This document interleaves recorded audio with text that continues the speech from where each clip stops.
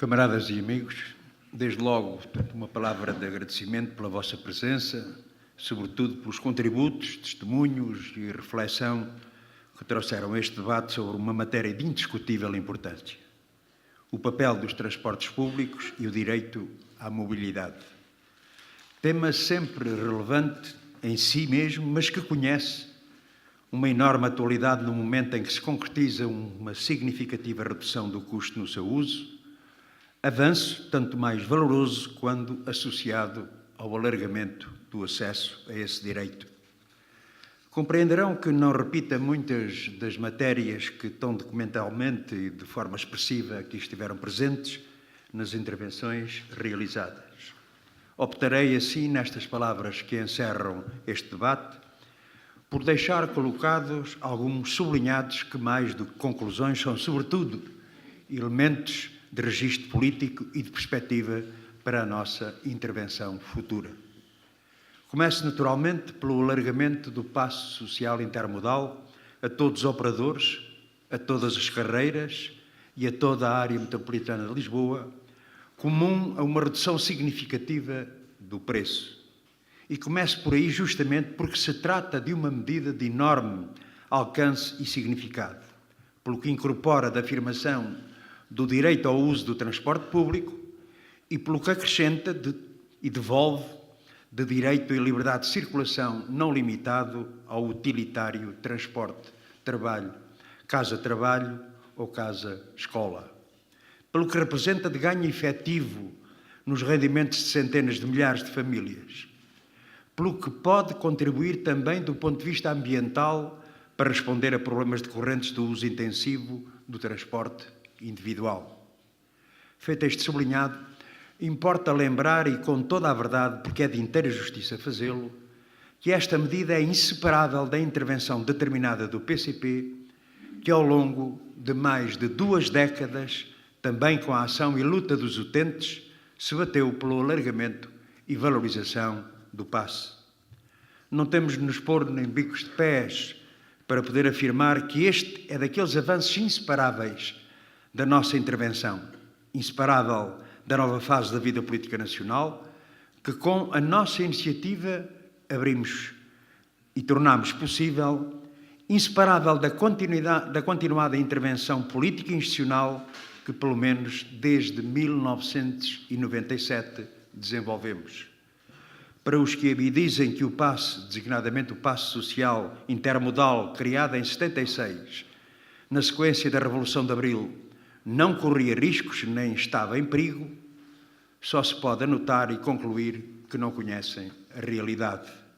Na verdade, o passe social que então se instituiu estava, em parte significativa, amputado no seu alcance, limitado no uso por força da multiplicação de títulos segmentados, que a própria dinâmica da privatização operada nas empresas rodoviárias impôs, desajustado pela reorganização populacional verificada com o processo de expulsão das populações e dos trabalhadores para periferias cada vez mais distantes e crescente redução da atração e procura do transporte público pelos preços insuportáveis que atingia. Anos de política de direita, da ação dos governos PS, PSD e CDS, conduziram de facto à desvalorização do passe social, com os efeitos negativos conhecidos por todos nós. A medida que entra em vigor no dia 1 de abril tem condições para responder ao essencial destas questões, tão mais plenamente quanto outros aspectos na política de transportes forem concretizados. Uma segunda nota que quero restar tem a ver com o quadro mais geral da política de transportes em que ela se insere. O regime jurídico do Serviço Público de Transportes de Passageiros que o governo PSD-CDS impôs em 2015 é um empecilho para a concretização de uma verdadeira política na área dos transportes. Um regime que, é bom lembrar, visa favorecer a liberalização do setor, a desresponsabilização do Estado e a sua transferência para as autarquias e a população. Em boa verdade, a redução tarifária e o alargamento do uso do passe seria uma daquelas medidas que há muito o Estado e a Administração Central já podiam e deviam ter implementado como o PCP reclamava. O regime jurídico referido transferiu para o poder local as competências da Autoridade dos Transportes, sem transferir as receitas necessárias ao exercício dessas competências. E mesmo o plano de apoio à redução tarifária transferiu competências para as áreas metropolitanas e para as comunidades intermunicipais, sem que estas tenham a natureza de autarquia regional, que, como se sabe, continuam a não estar criadas 42 anos após a Constituição da República expressamente as prever. Foi com as dificuldades criadas neste quadro que a medida foi implementada aqui na área metropolitana de Lisboa. A partir da entidade metropolitana e do papel relevante que os eleitos da CDU assumiram a partir de cada município, no Conselho Metropolitano, e do trabalho do primeiro secretário, nosso camarada Carlos Humberto, que aqui também nos deu conta do exigente trabalho que foi necessário realizar. Creio que demos uma contribuição inegável que temos de valorizar. Uma terceira anotação mais centrada na oferta do transporte público. Nada pode apagar o valor e o alcance do que agora se conseguiu em redução de custos e aumento da mobilidade. Mas é o próprio alcance da medida que exige que, para que ela ganhe inteira projeção e extensão, seja acompanhada do aumento da oferta. O poder de atratividade que o preço vai induzir precisa de encontrar resposta para todos os que decidam optar por transporte público, os outros que já o usam, poder usufruir deles em condições de qualidade, quantidade e fiabilidade da oferta. Esse é um objetivo que exige respostas imediatas e a médio prazo. Em qualquer caso, a requerer investimento público e decisões rápidas, seja para dotar as empresas dos trabalhadores necessárias para as empresas públicas operarem, seja para municiar a EMF dos meios humanos indispensáveis para recuperar o material circulante inoperante por falta de reparação e as empresas fluviais de meios oficinais. Sejam lançados os concursos para a aquisição de comboios, composições de metro ou embarcações fluviais. A que se pode e deve acrescentar a necessidade da reconstituição de um operador público nacional, instrumento alienado com a privatização da rodoviária nacional, que no plano do transporte rodoviário potencie as expectativas e exigências que o direito à mobilidade imporá a partir desta nova realidade tarifária. Uma quarta nota para reafirmar o que o PCP tem chamado a atenção desde o primeiro momento, a de que esta medida deve ter o alcance de todo o território nacional, garantindo condições semelhantes em todas as outras regiões, às quais já estão instituídas em Lisboa e no Porto, não esquecendo as questões interregionais. Ou seja, preço máximo de 40 e 30 euros para títulos do interior de uma comunidade intermunicipal ou no Conselho, respectivamente. Quando ouvimos o PSD exorcir na medida a pretexto da discriminação territorial, o que percebemos é o incómodo que sente por esta ser uma medida que, no fundamental, se dirige e beneficia particularmente os trabalhadores e as suas famílias, ou quem já trabalhou.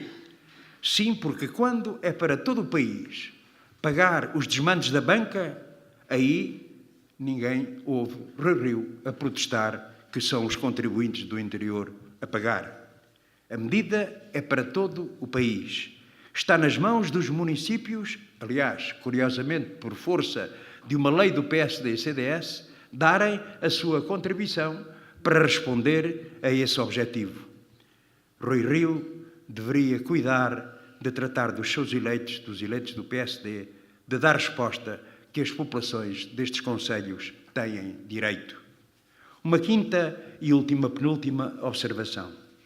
É necessário agora garantir da Administração Central e do Governo em particular as medidas que visem consagrar em legislação o regime da redução tarifária, agora inscrito em Lei de Orçamento de Estado, garantir que o orçamento para 2020 consolide e amplie os montantes afetos ao Programa de Apoio da Redução Tarifária, quer pela via da sua correspondência à anualização da medida. Em 2019, a dotação leva em linha de conta a sua entrada em vigor no máximo a partir de abril, quer por via do reforço real dos meios financeiros. Cá estaremos para dar a nossa contribuição para que esse objetivo seja alcançado. Uma última nota.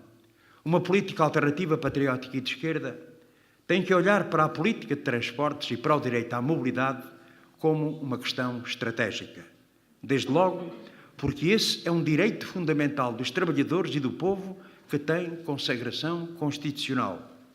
O sistema de transportes responde na lógica capitalista à restrita fronteira da organização económica enquanto condição para trazer e levar a mão de obra essencial ao processo produtivo.